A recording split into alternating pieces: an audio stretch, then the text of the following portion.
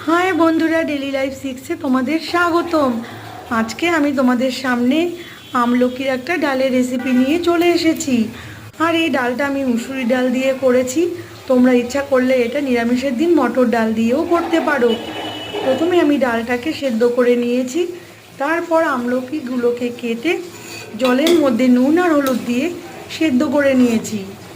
পরে কড়াই গরম করে এর মধ্যে সর্ষের তেল দিয়ে শুকনো লঙ্কা ফোড়ন আর সর্ষে ফোড়ন দিয়ে দিয়েছি। আর তার সাথে আমি একটু কালো জিরে ফোড়নও দিয়েছি। বন্ধুরা, কালো জিরে ফোড়ন দিয়েছি এটা দেখে কিন্তু ভেবো না যে টক ডালের মধ্যে কালো জিরে ফোড়ন দিয়েছি। হ্যাঁ, সত্যিই দিয়েছি বন্ধুরা। অনেকেই হয়তো দাও, ভীষণ ভালো লাগে টক ডালটা খেতে, টেস্ট হয়, এর গন্ধটাও দ্বিগুণ হয়ে যায়। এরপর আমি ডালটাকে কড়াইতে দিয়ে দিয়েছি। ডালটা একটু ফুটে ওঠার পরে আর তার সাথে আমি কাঁচা লঙ্কাও দিয়ে দিয়েছি। আর কাঁচা লঙ্কা দিয়ে আমি কাঁচা লঙ্কাটাকে একটু ফেটিয়ে দিয়েছি। একটু ঝাল ঝাল হলে, যারা ঝাল ডাল খেতে ভালোবাসে, ভীষণ টেস্ট লাগে ডালটা।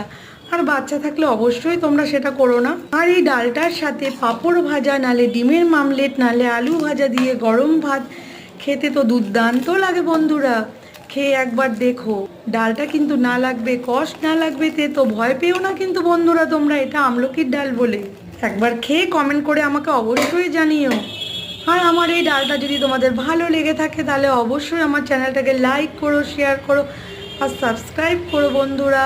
ডেলি লাইফ 6 চ্যানেলটাকে এগিয়ে নিয়ে যাওয়ার জন্য অবশ্যই আমার সাথে থেকো, ভালো থেকো। ধন্যবাদ, বাই বন্ধুরা।